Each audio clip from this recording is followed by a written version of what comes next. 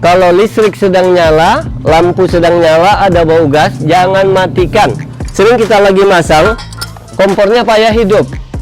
Kenapa tuh? Ngatasinya gampang sebenarnya.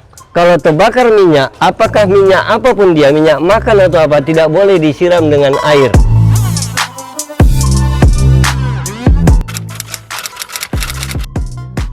Baik, kita belajar teori dasar dulu. Kenapa api bisa terjadi? Api terjadi karena ada bahan. Ada oksigen, ada panas. Ada panas. Nah, kita urai bahan ini apa aja? Ada bahan padat, ada bahan cair, ya, ada gas, ya, ada gas. Kemudian ada diantara ini yang padat tadi ini seperti kayu, ya. Kalau cairan minyak, ya, minyak segala jenis minyak. Kalau gas ini gas LPG, liquid petroleum gas ini.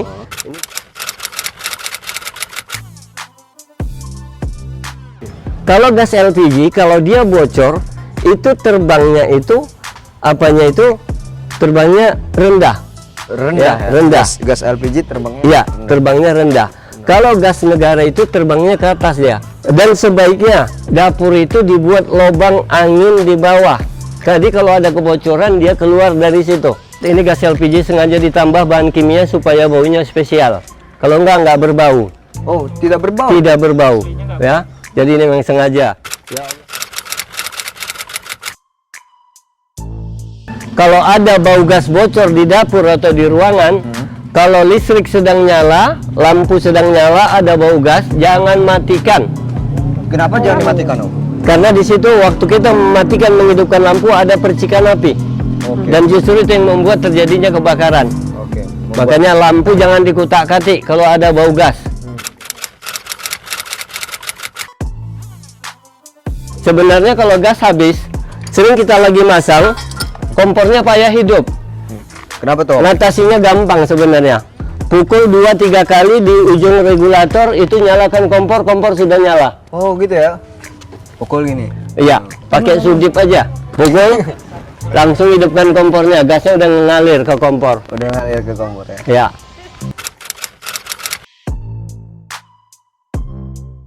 Perawatannya, cara merawatnya ini sekali sebulan atau sekali 3 bulan dibalik-balik. Supaya tepung di dalam tidak membeku. Oh gitu ya. Nah, untuk mengetahui apakah masih berisi atau tidak, lihat ampernya. Ampere harus tetap di hijau. Oh, ampere harus tetap di hijau. Ampernya hijau berarti masih penuh. Masih berisi, masih penuh. Kalau dia turun di merah atau kelebihan, kemungkinan ini kelebihan, ini membahayakan, tentu harus dikurangi. Oh, berbahaya. Ya, mungkin karena di dapur terlalu panas terjadi pemuaian atau apa namanya. Karena ini berarti ini juga gampang memuai nih, Om. Iya. Di dapur itu. Apalagi kalau di ruangan AC sebaiknya ini sering dibalik-balik karena kita khawatir tepungnya membeku. Dengarkan cara jatuh tepungnya, kalau jatuhnya seperti pasir berarti masih bagus. Nggak boleh ini digunakan sedikit. Misalnya kita lihat tes dulu nggak boleh karena ini sekali tekan harus diisi ulang. Oh, harus diisi ulang? Iya, obatnya bisa diganti sekali 5 tahun. Ini kunci di dalam memadamkan semuanya adalah tidak dibenarkan melawan arah angin. Tidak dibenarkan melawan arah angin.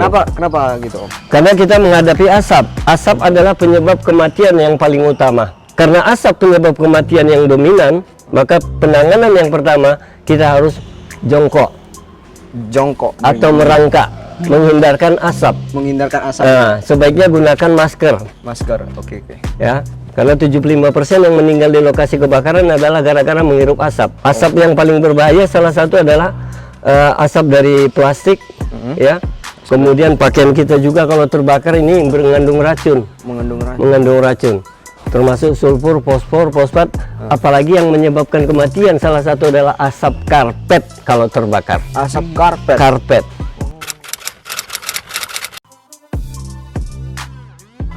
Ini apar biasa disebut dengan racun api.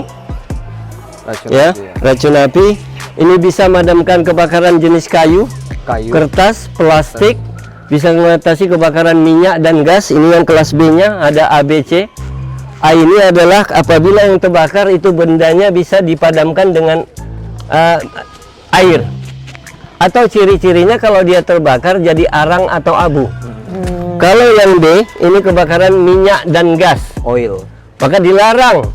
Kalau terbakar minyak, apakah minyak apapun dia, minyak makan atau apa, tidak boleh disiram dengan air. Tidak boleh ya. Tidak boleh, maka gunakanlah racun api yang ada B-nya. Kemudian ini C adalah kebakaran listrik yang berarus. Jadi bisa digunakan untuk memadamkan kalau ada terjadi korsleting di rumah. Kalau menurut ketentuan instalasi listrik di rumah sekali 15 tahun harus diperiksa. Kalau menurut PLN wajib diganti.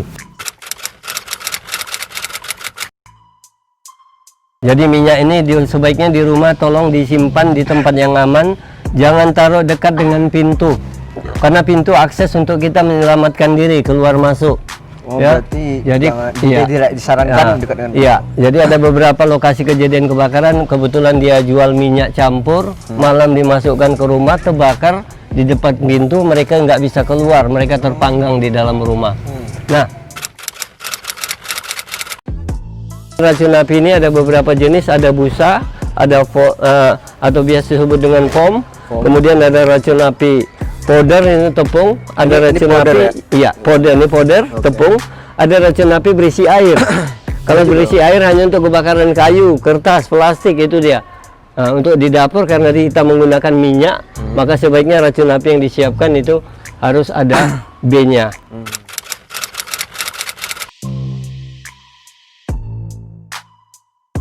Alat tradisional yang bisa kita manfaatkan kalau terjadi kebakaran di lingkungan kita, kita manfaatkan, bisa menggunakan lumpur, bisa menggunakan pasir, bisa menggunakan goni atau fire blanket atau selimut juga bisa. Ini bisa dimanfaatkan, goni ini di dapur, bisa jadi keset kaki, kalau darurat bisa dimanfaatkan.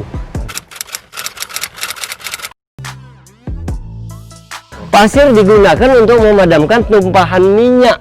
tumpahan minyak ya. Tumpahan minyak. Kalau minyaknya di dalam kuali nggak disarankan pakai pasir, malah minyaknya keluar, tumpah keluar. Oke. Ya. Kita namanya pengusaha jasa boga ini tadi, kita di dalam organisasi kita sebaiknya kita bagi tugas-tugas karyawan kita. Kalau ada apa-apa, siapa yang matikan listrik dari panel, siapa yang cabut regulator gas, ya. Kemudian siapa yang melakukan evakuasi, harus ada terorganisasi. Ini rencananya supaya lebih aman rumah kita maupun di tempat usaha kita.